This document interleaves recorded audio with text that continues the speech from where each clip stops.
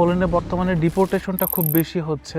বেশিরভাগ ক্ষেত্রেই border guard আপনাকে রাস্তায় অথবা কাজে নর্মালি ডকুমেন্ট চেক করে তখনই ডিপোর্টেশন অর্ডার ইস্যু করছে বা ডিপোর্টেশনের প্রসেস শুরু করছে। পোল্যান্ডে যখন পুলিশ অথবা বর্ডার গার্ড আপনাকে চেক করে মানে কন্ট্রোল করে, তখন আসলে 3 ধরনের ব্যাপার ঘটতে পারে। আমার বাস্তবিক জীবনের অভিজ্ঞতা এবং কারোর সাথে থাকার অভিজ্ঞতার আলোকে আমি 3টার ক্ষেত্রে আপনার যে রাইট, আপনার যে অধিকার এবং আপনার যে দায়িত্ব, যে আপনার অব্লিগেশন গুলো আছে এগুলো সম্পর্কে বলার চেষ্টা করব। প্রথমত যেটা হতে পারে যে পুলিশ রাস্তায় চেক করলে জাস্ট আপনার আইডেন্টিটি ডকুমেন্ট দেখে দেন আপনাকে ছেড়ে দিবে। ওরা নর্মালি লিগালিটি চেক করতে পারে না। চেক করতে চাই নর্মালি বর্ডার গার্ডকে কল করে। বর্ডার গার্ড বা পুলিশ যদি রাস্তায় আপনাকে চেক করে, সেই ক্ষেত্রে সবচেয়ে বেশি ইম্পর্টেন্ট যেটা, ফার্স্টলি আপনাকে আপনার আইডেন্টিটি ডকুমেন্ট দেখাতে হবে। অ্যাজ এ ফরেনার পোল্যান্ডে যদি আপনি থাকেন, সেই ক্ষেত্রে আপনার সাথে পাসপোর্ট অথবা টিআরসি যে কোনো একটা রাখা আপনার জন্য ম্যান্ডেটরি। কারণ আপনার যদি টিআরসি না থাকে সেক্ষেত্রে পাসপোর্ট অবশ্যই রাখতে হবে। এটা আপনার আইডেন্টিটি ডকুমেন্ট। এরকম কি আপনার যদি না থাকে সেই ক্ষেত্রে পুলিশ অথবা বর্ডার গার্ড দুইজনই আপনাকে জরিমানা করতে পারে। প্রথমত যদি বর্ডার গার্ড আপনার ডকুমেন্ট চেক করে যে আপনার পাসপোর্ট অথবা টিআরসি সাথে আছে কিনা, দেন ওরা আপনার লিগালিটি চেক করবে। লিগালি থাকছেন কিনা চেক করার জন্য ওরা নর্মালি যেটা করে যে আপনার টিআরসি দেখতে চাইবে। টিআরসি না থাকলে টিআরসি রানিং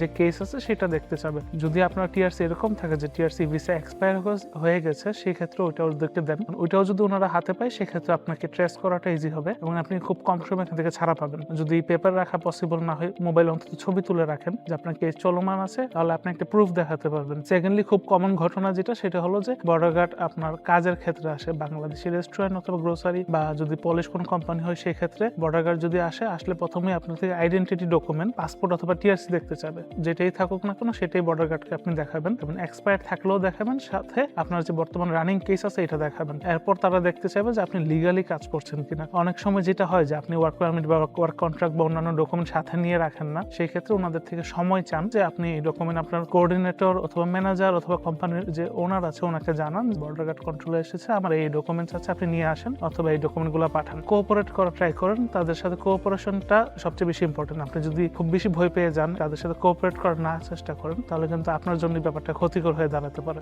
আমি এরকমও কেস দেখেছি যে আপনার সব ডকুমেন্ট ঠিকঠাক ছিল, কিন্তু তিনি তখন হয়তোবা ডকুমেন্টগুলো ঠিকভাবে প্রেজেন্ট করতে পারে নাই, সেই কারণে ওনাকে পরবর্তীতে বর্ডার গার্ড অফিসে ভেজভানিয়া দিয়ে আসার জন্য বলা হয়েছে সব ডকুমেন্ট নিয়ে। লাস্ট যেটা হতে পারে যে ভেজভানিয়া বা সুমন দিয়ে আপনাকে সে বললো যে বর্ডার গার্ড অফিসে আসার জন্য। ভেজভানিয়া যদি আপনাকে দেয় সেক্ষেত্রে ডেট দেওয়া থাকবে। ভেজভানিয়া 2 ধরনের হতে পারে বর্ডার গার্ড থেকে অথবা পুলিশ থেকে। একটা হলো এজ এ উইটনেস আর একটা সাসপেক্ট। উইটনেস মানে সাক্ষী, আপনি সাক্ষী হিসেবে যাবেন, আর সাসপেক্ট হলো আপনাকে দোষী সাব্যস্ত করা হয়নি বাট আপনাকে সন্দেহভাজন হিসেবে নেওয়া হচ্ছে। তো অবশ্যই তখন আপনার পাসপোর্ট টিআরসি নিয়ে যাবেন, যে রানিং কেসের ডকুমেন্ট নিয়ে যাবেন, ওরা যদি স্পেশালি কোনো ডকুমেন্ট চাই সেটা নিয়ে যাবেন। সবচেয়ে বেশি ইম্পর্টেন্ট, আপনি যদি পলিশ ভাষা মোটামুটি পারেন, আমি ধরে নিলাম আপনি ভালো পারেন, এরপর আমি বলবো আপনি ট্রান্সলেটর সাথে নিয়ে যান। ট্রান্সলেটর নিয়ে যান মানে আপনি যদি ওনাদেরকে বলেন যে আমি পলিশ ভাষা পারি বাট আমার ট্রান্সলেটর লাগবে, এবং ট্রান্সলেটর ওনারাই অ্যারেঞ্জ করবে আপনি যে ভাষায় চান, এবং পেমেন্টটা ওনারা করবে। ট্রাই করবেন ওইখানে যথাসম্ভব কম কথা বলার। বেশি কথা বলা দরকার নেই, কারণ বেশি কথা আপনি যেটাই বলবেন সেটাই কিন্তু নোট করা হবে। আপনি বেশি কথা বললে চান্স থাকবে যে আপনি আরো বেশি ফেসে যাওয়ার। উইটনেস থেকে সাসপেক্ট হতে বেশি সময় লাগে না, কারণ উইটনেস হিসেবে তারা মূলত ডাকে। আমাদের যে লাস্ট কেসে আমি ছিলাম ওইখানে ক্লায়েন্ট কিন্তু উইটনেস থেকে সাসপেক্টেই পরিণত হয়েছেন পরবর্তীতে। পোল্যান্ডে যদি আপনি থাকেন এবং বর্ডার গার্ড অথবা পুলিশ যেই আপনাকে চেক করুন না কেন, সেই ক্ষেত্রে এই রাইটস এবং এই অব্লিগেশনগুলো আপনার জন্য জানা জরুরি। তো আপনার যদি এরকম কোনো ইনসিডেন্ট আপনার সাথে পোল্যান্ডে থাকাকালীন ঘটে থাকে, আমাদের সাথে শেয়ার করতে পারেন কমেন্টে, কারণ এর থেকে হয়তো অন্য কেউ শিক্ষা নিতে পারবে। ধন্যবাদ।